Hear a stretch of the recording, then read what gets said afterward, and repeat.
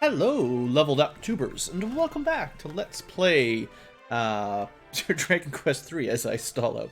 With me, BlueAnkylo, Super Nintendo Remake, all that stuff. Between episodes, I did some leveling up. I leveled up to exactly the level I said I would. 40 for our hero and 35 for the sages. Which is good, because we learned a few spells, and maybe not all the spells I want, but hopefully high enough that, you know, by the time we get to the final boss, I'll have learned... You know, as we go through the final dungeon, we'll get a couple more levels up, and, you know, that'll cover it. Fighting the metal slimes around Remoldar, or the liquid metal slimes, the metables, if you will, it works pretty well. I ended up having 1 Falcon Sword, 2 Falcon Sword, 3 Falcon Sword, but not 4, because I didn't have enough money, and I didn't want to grind for money, too. I give it maybe a 50-50 shot. If you run into liquid metal slimes, you might be able to kill one. With this layout. Essentially, we do get criticals pretty often, and a critical definitely kills them. I didn't actually test it out, and I still haven't really looked up the exact stats. I'm going to talk about a couple things today, but one of them is I haven't looked up the exact curses for all of the different weapons. I think the Demon Axe, if you can equip it, might be the best metal slime killing weapon. This curse, I believe, is a 12.5% crit, 12.5% miss. So as far as curses go, it's not that bad. And if you're trying to fight metals, it means, you know, 1 out of 8, you definitely kill it. And another 1 out of 8 you just miss, which doesn't matter. And 6 out of 8 you miss anyway. So it doesn't really make much difference. But it does give you better kill rates from liquid metals than pretty much anything else, I think. The Sword of Destruction, a lot of the cursed gear does have random curses, and I forget what they all are. I just, you know, the critical chance. I'm pretty sure the Sword of Destruction also has a critical rate that's higher than default, but I don't think it's as high as the Demon Axe. Anyway, that was something I was meaning to look more into, and then I forgot. What I am going to talk about a little bit today is... Well, first, let's show you some spells. So we have learned a few spells. Blue has Heal Us All for 62 MP. We can cast it twice. So, if you had been a very... different build of a main character and focus more on wisdom, you'd be able to spam that an awful lot more. Like, as it is 2 times, assuming you can't cast anything else. I forget exactly what level you get this, but it's actually not that hard to learn. I feel like it was maybe like 37 or 38, and we already had Heal All. So that was kind of our best healing spell. It's a full heal for the whole party. Not quite Mega Elixir, but very nearly. So that's pretty cool. I guess, what else have I learned? Did I learn any other spells? I'm pretty sure everything else here you've seen before. Firebane, Boom. So we got Single Target, Lightning, Fireball level 1, Fireball level 2, essentially. And Boom is Light Magic level 2. So, you know, I haven't learned my most powerful attack magic yet.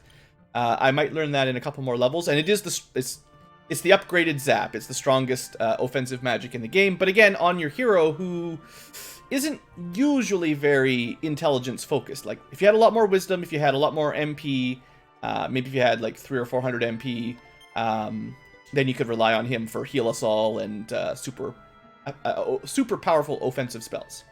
Fella, of course, hasn't learned any new spells, so not a whole lot to say about that. Daubry and Holly should both have a fair set of new spells here. So let's point out a couple useful... You know what? Let's get into a random battle. I can just show them off so you can see what they do. I'm going to... You know, start of today's episode is going to have some goofing around here. So Blue's just going to defend so that Daubry can show you some new stuff. So we've got B-Dragon, which is new. I think we saw Snowstorm and Firebolt. Bounce is new. We've seen enemies use it, so it's not new in that sense, but, you know, we can reflect a spell off of one of our allies, but I did test it out. It reflects heal spells as well, and buffs, I think. I didn't test it, but I'm almost positive it reflects buff. So you've got to be very careful when you cast it, because you can kind of mess up your own party. I thought I learned more new spells than just B-Dragon and...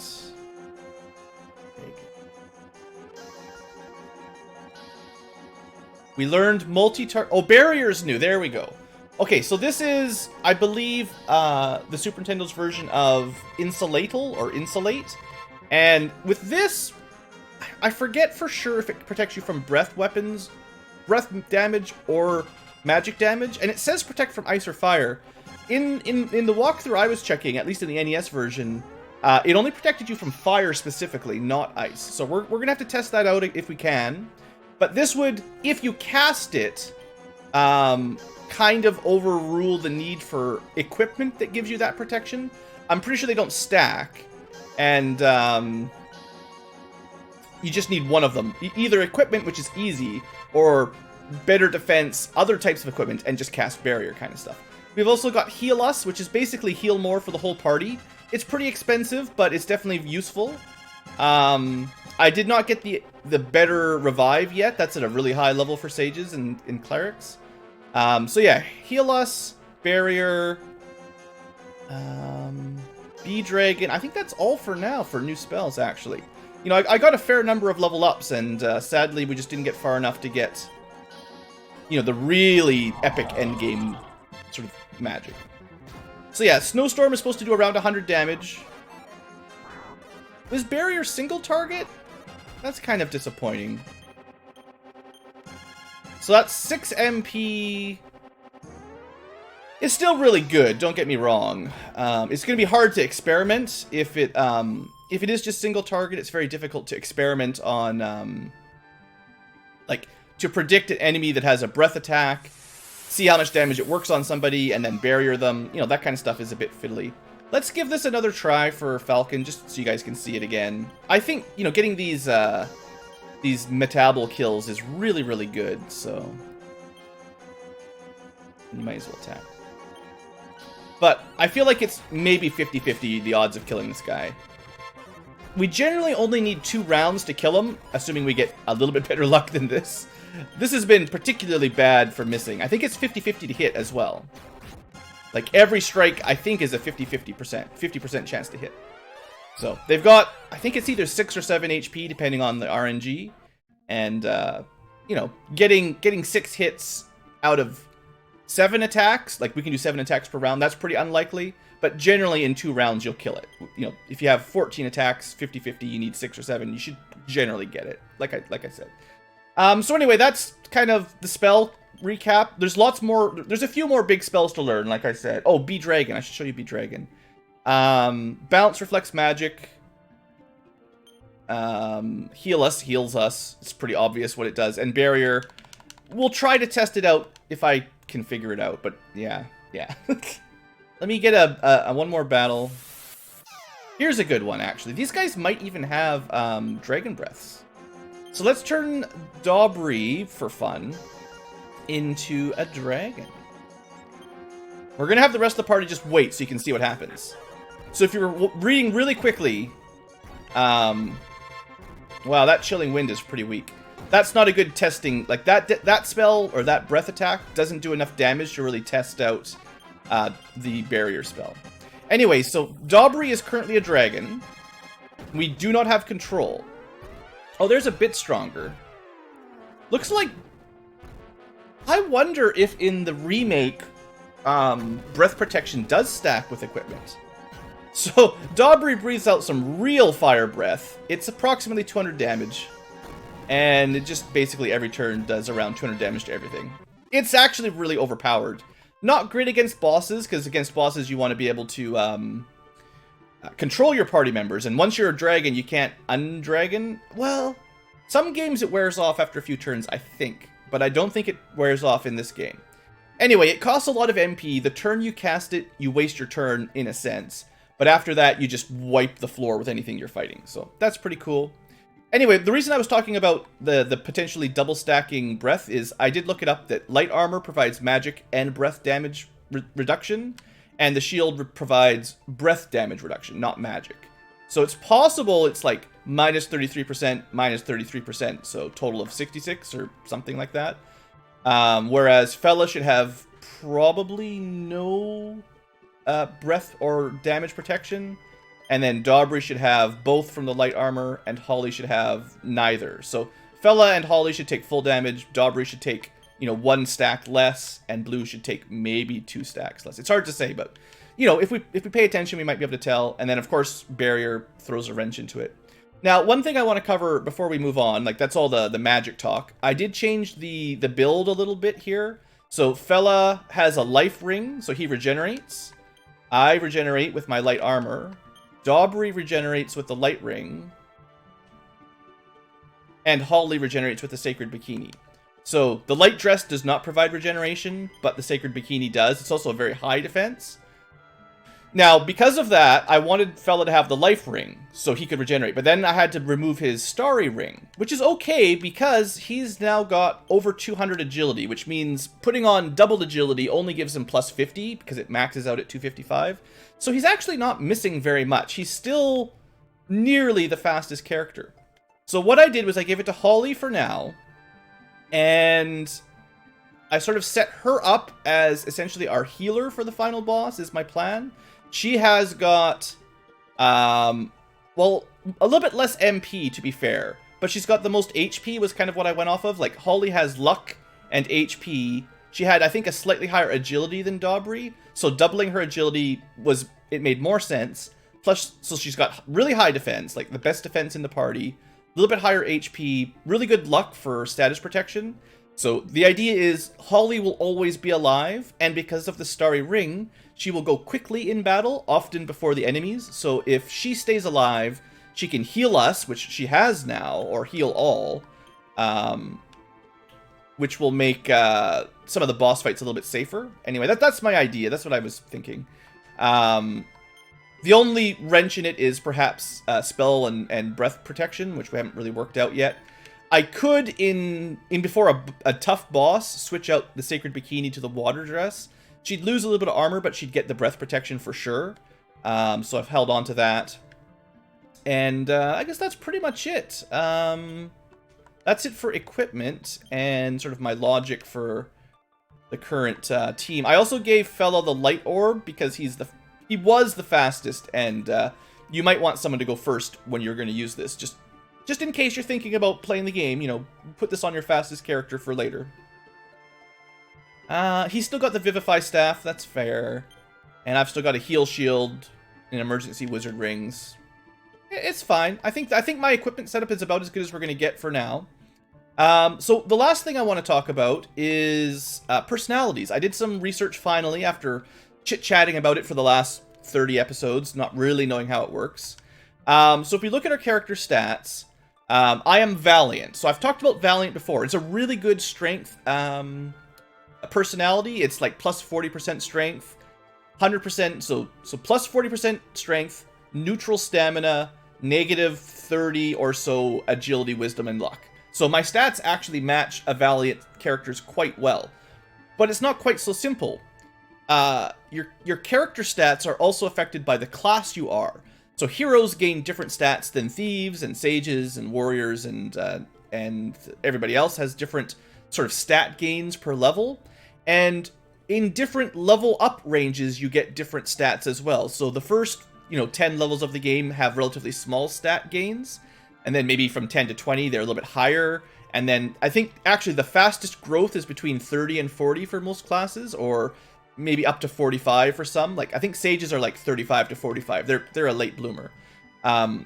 Some classes bloom a little earlier, if you know what I mean. So you'll often see the best stat gains during a small window. And what that means is, although the level cap is 99, leveling from level 60 to 99 actually gives you less stats per level than, from 40 to 50. Now, your total stats keep going up, so it's all good.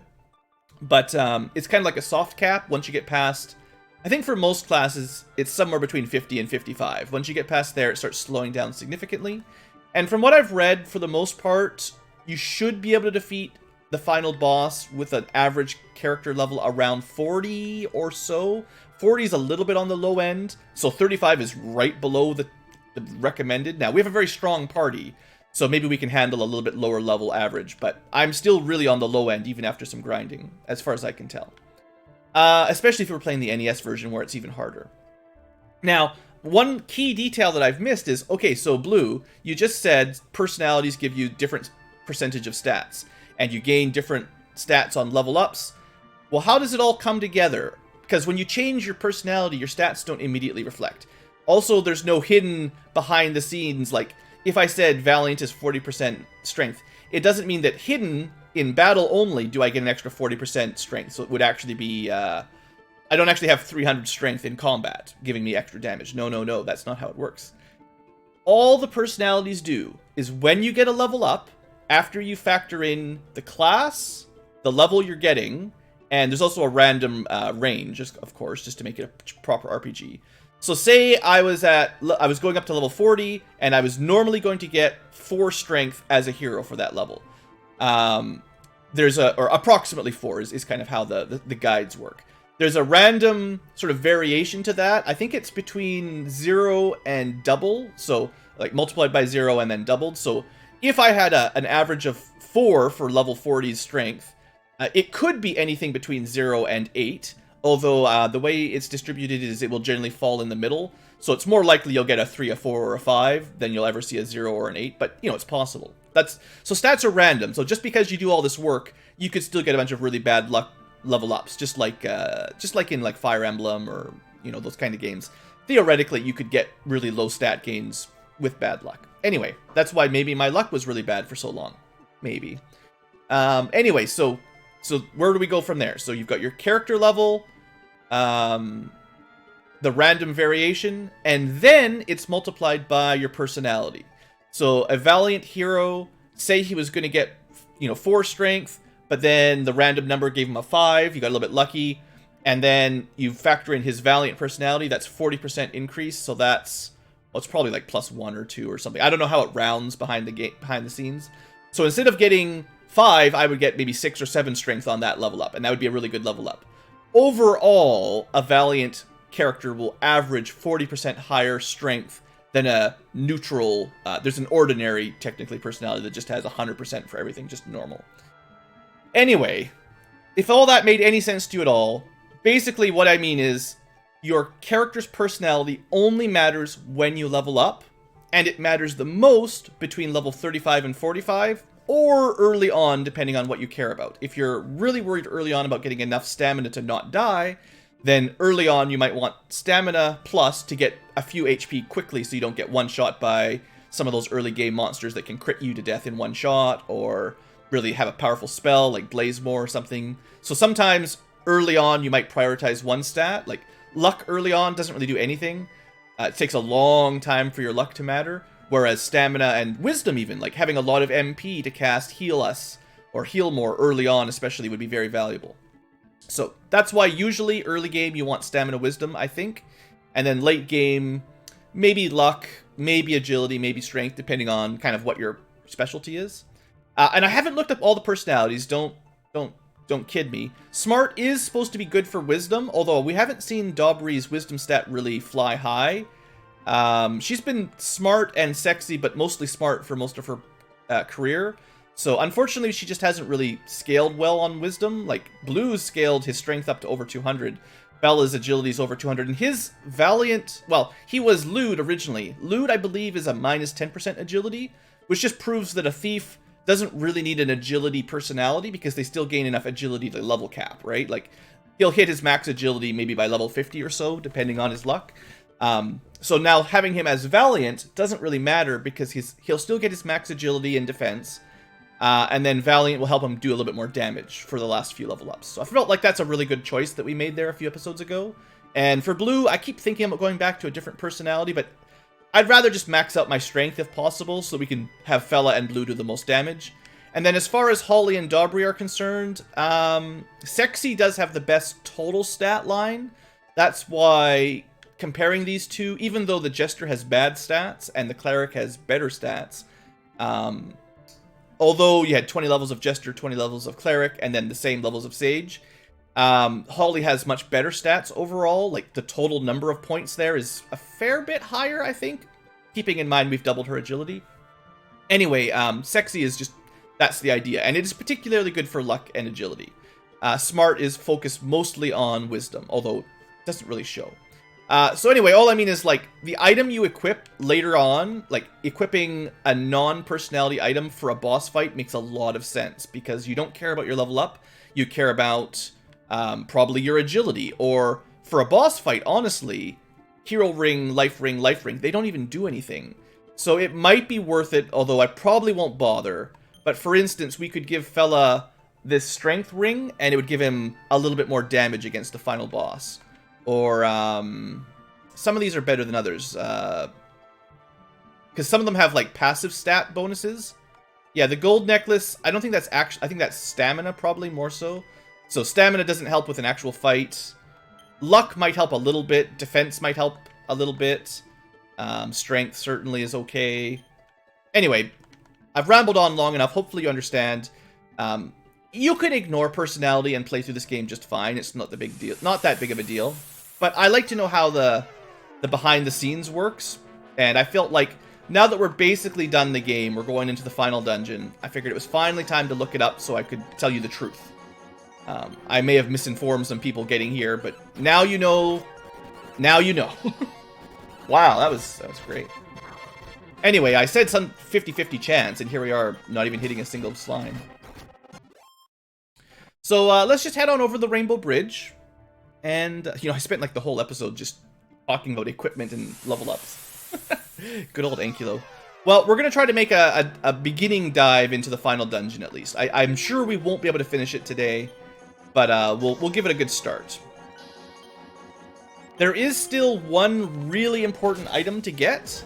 I actually have spoilered it before, and there was one, if you remember, you know, good for you, you can have a BlueAnkylo point. There was one person in the underworld that did tell us about a certain item that we should probably get that's perhaps related to one of our character classes. Anyway, you can't get that, it's in the final dungeon, so you can't get it early, basically. So, honestly, I probably should have gone back to the inn and rested up, because I wasted a lot of MP. But then again, I'm not sure if this is going to be the final run that's going to take us all the way to Zoma. It's fairly likely that this run will be getting a bunch of treasure, clearing out a bunch of the normal enemies and mini-bosses, and then we'll do an outside and heal before we go back. And to be honest, I'm pretty sure I need the level ups anyway. So, we're just going to make our first stab at the final dungeon. We'll see how it goes. You know, maybe we'll get lucky and we'll just, you know, beat the whole thing in one go, but... Seeing as we have the life rings, I don't think I care about poison swamps. They don't really do very much damage, and we regenerate quite quickly, so... Anyway, I've talked an awful lot about min-maxing. What's going on with the story? Well, Zoma is the kind of evil bad guy reveal at the end of the game that's not really the most interesting thing to talk about, honestly. Like, hey, our first dragon, everybody! It's a green dragon. I'm not a huge fan of Zoma-style bosses where Baramos has been the bad guy all game long, and then you beat him. Oh, he was just a minion. Actually, there's someone way stronger behind the scenes that's doing exactly the same thing. He has no deeper plot, other than, well, the world of Alfgard is pretty cool. I'm glad we came here, but Zoma himself is a pretty boring bad guy. Pretty vanilla.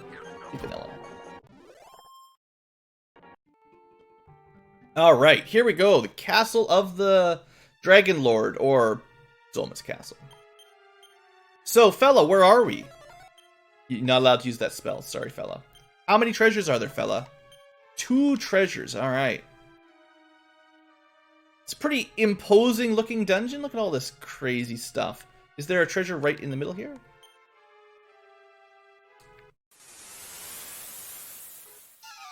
So I would expect the difficulty to ramp up here fairly swiftly as we get deeper into the castle. Those guys are worth a ton of experience. They died really quickly, so I wonder how much of a glass cannon they're supposed to be. Like, how bad do they hit you? Also, if you had that Dragon Killer sword, you could finally try it out. I'm sure these guys have breath attacks, so if they do attack us, I'll try to keep track of the damage per character. But Gringham Whip is probably going to just kill them all. Hey, 4 dragons. Lots of experience. To be fair, this probably wouldn't be a terrible place to do a little bit of level grinding as well. I don't know if it has metal slimes or liquid metal slimes, but just the average enemy encounter gives you more experience than outside Remoldar. Alright, here we go. Just a physical attack for 11 damage. Well, Holly does have ridiculously high defense, like Thanks to that starry ring, the sage is just super tanky.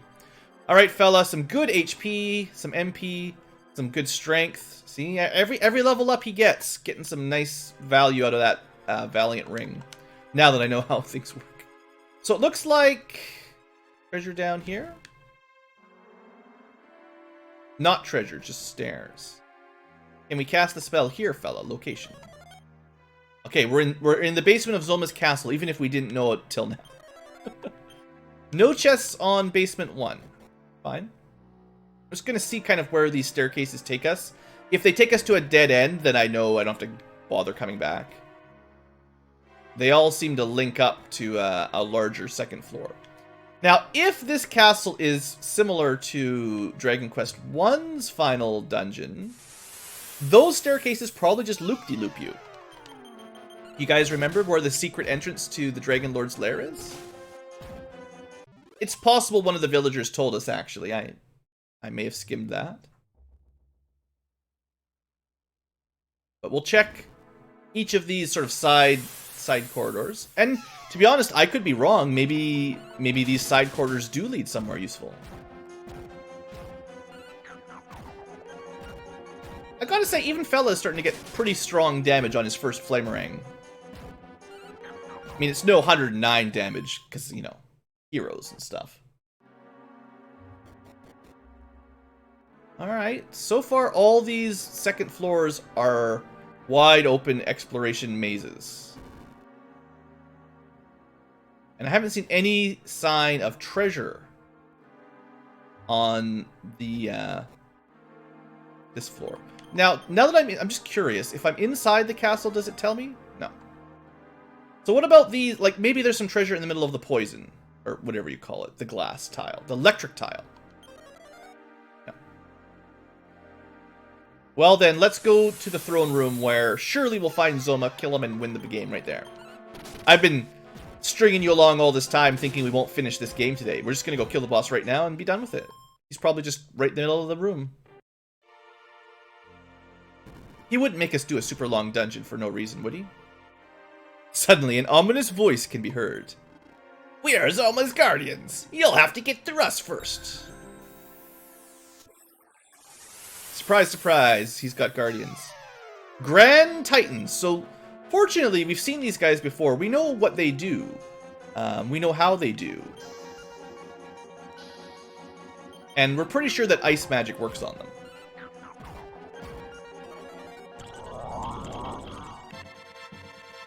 Well, it works sometimes.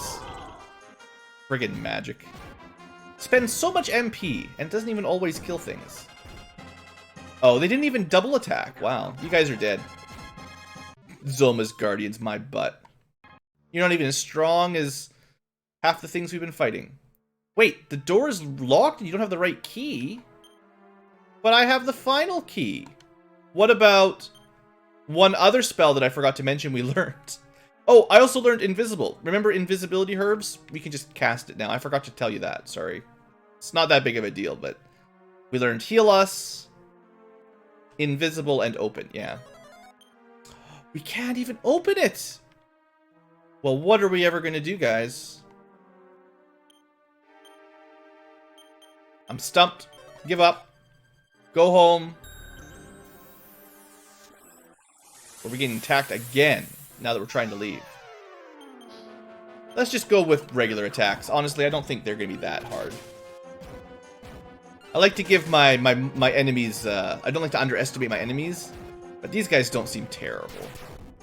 184 critical hit damage. Almost one-shots Dobry. Dobry is dead. Alright. Classic BlueAnkylo.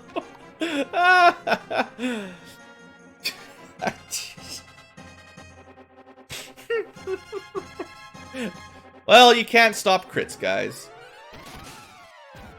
Can't stop crits. Come on, fella. One more time with the Vivify staff. You can do it. There you go. We got a free Vivify.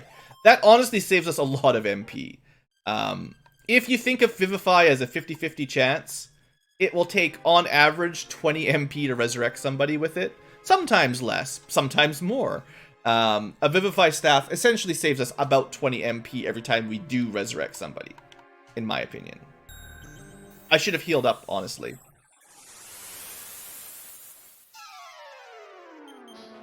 Alright. Now, Holly is going to go really fast. So why don't we have Fella use his Sage's Staff right away. Dobry will attack, and Holly, because she's so speedy, she can go defense up. So I did specifically want to have a Sage with really high agility, just so we've got someone who will reliably go before the monsters, so we can do stuff like this. You know, I won't be doing this every battle, but clearly against bosses and difficult fights, being able to go before your enemy is a huge value. So, that's why the Starry Ring is on Holly now. I think it makes perfect sense. And now the door opens. And we get more random battles. Lion Roar. I wonder what these guys do. They probably have like some sort of terrible ice breath. If I had to take a guess. We're just lucky Flamerangs are so good, really. And that I know how Valiant works. You know, I suppose if you were really playing the game for the first time and you're not looking at any kind of walkthrough, you'd have pretty much no idea what personality affected what. You'd have to just,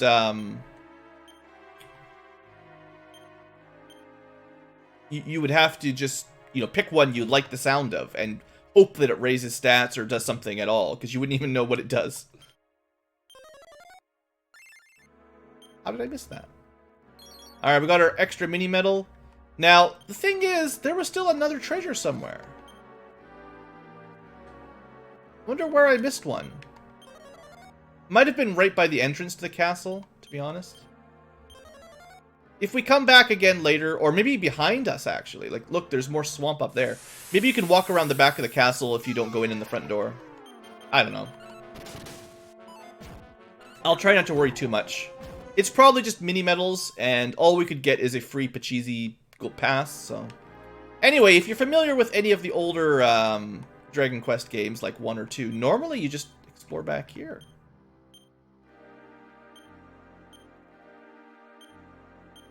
What a mystery. Also, the Dragon Lord's throne / Zoma's throne usually was only one chair, wasn't it? Anyway, clearly all you had to do was just keep exploring until you finally found it. Alright, welcome to the back of Zoma's Keep. Which floor are we on? It's really important that everyone knows. Floor 2. Well, floor 1, basement 1 didn't have any treasures, so this one might have something. I mean... no chests. Well, why would we explore this? I see what's gonna happen here. So on this floor, it's a death pit. Is there any reason to explore this floor? Yes. Probably right on one of these tiles here, right? Huh. I assume there's somewhere else you can fall down then. Ooh, Swordoids. I'm assuming the Archmage is going to be the real problem. Alright, 24 physical times 2. We're just lucky everything has low HP, because I was just waiting for a huge breath attack to do 100 damage to everybody. Anyway, for now, let's work on, like, mazes. So we can, like, avoid a lot of these just by being careful. Just be careful, and you won't have to worry about falling down. Or we could just remember how to use these step puzzles. Alright, so remember, they always rotate you 90 degrees, so don't keep pressing left. You can press left to get here, but now don't press left or right.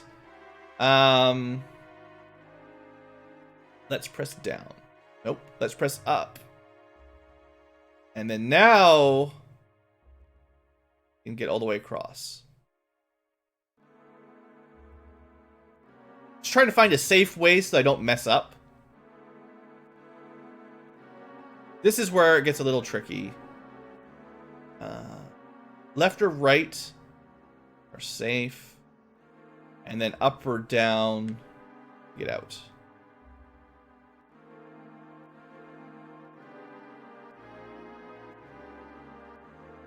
Sorry, I have to really concentrate on these. Alright, we made it across on the left side. Let's see what we get. Wonder if it'd be worth... So one thing we could try to do, which is a little bit dangerous, but like if this is going to be a really long dungeon, it might be worth trying to steal some magic points off of people. I don't know what the odds of it working are. Explode it! Bounce, that's fine. That really sucks. Well, things are going to get rough before they get better. Let's vivify blue and try killing things. Now, I was going to use magic, but the Lion's Roar... Actually, the Balrog that casts the defeat spell is probably the worst. Because if he can just insta-kill the whole party with death magic, he is now my #1 target. Even though the Archmage has revive. 100% reviving. I will try to use Rob Magic again, don't worry. Blaze Most. It's a good thing that whoever he targeted with that did not, had, like, fire resistance. Like, that must have been Daubrey's armor. Because Blaze Most, I think, is supposed to do over 100 damage. Like, maybe 120 or something. Maybe even more. So, it's nice. So, because the Sages can potentially steal MP... I'm going to use them to use their MP to heal, basically. Is there anything here, fella? I got conned!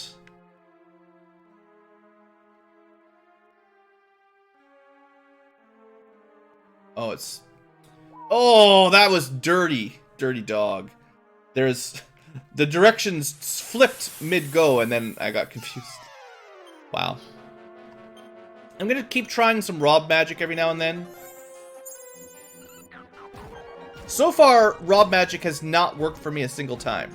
Holy smokes, 36 and then 90. We're taking... It must stack. You guys think so? I have a feeling that Breath Protection does stack from armor. It definitely didn't work that way on the NES. I can't imagine. Anyway, I got a nice level up. HP MP, a ridiculous amount of strength, and lightning. Oh, level 41, guys. That was the level. I guess I should cast it at least once.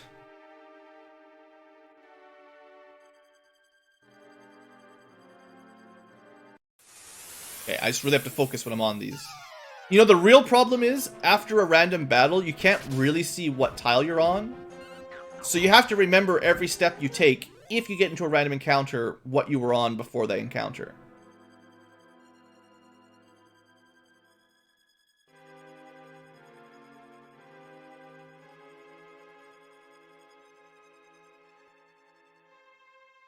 Okay. Okay, so there's a left path, a right path, and a center path. Was there any treasure on this floor? Just so I know. No, so we just need to find the stairs, which I think we saw were in the middle.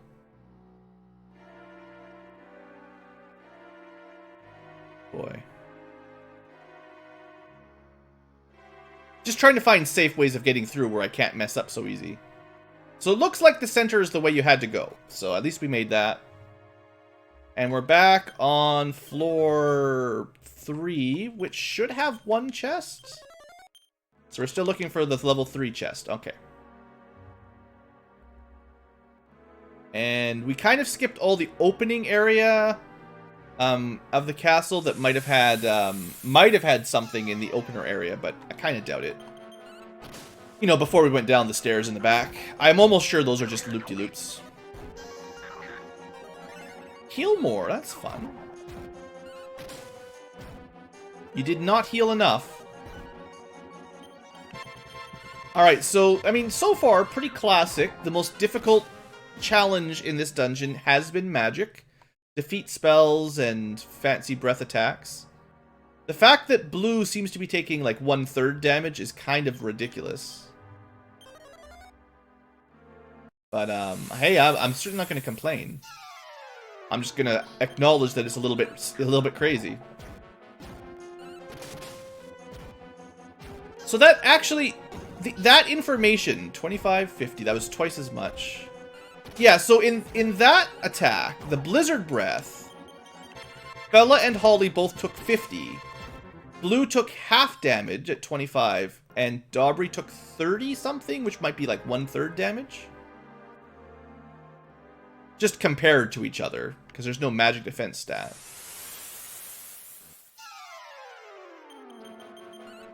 And the life ring and regeneration is basically keeping us topped up without having to spam heals, which is honestly really nice for me. I don't have to go to the menu every battle and heal everybody up, which, it's not the end of the world, but that definitely slows the Let's Play down.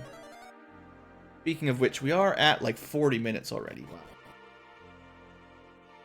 Okay, so I probably missed some treasure back there. We're on floor 4 now, and... Oh, wrong spell. I always cast the wrong spell. 6 chests on this floor. Ooh la la. Oh, I think I know what floor we're on. We could save this one for next... We could save this bridge! What do you guys hear in the distance? It's like some sword fighting against a giant monster. I'm going to end the episode here, everybody. Because we're over time. And I'm a terrible, terrible person. We're all healed up. We're in good strength. I wonder what that sound is. I wonder if we forgot about something. Did you guys forget about something while we were talking about equipment and min-maxing and getting all the legendary artifacts? Maybe you did. Maybe you didn't. We'll find out next episode whether or not you forgot something. You've got a whole day to think about it. Or the time it takes for the next video to start. Thanks for watching, folks. Hope you've enjoyed and have a great day.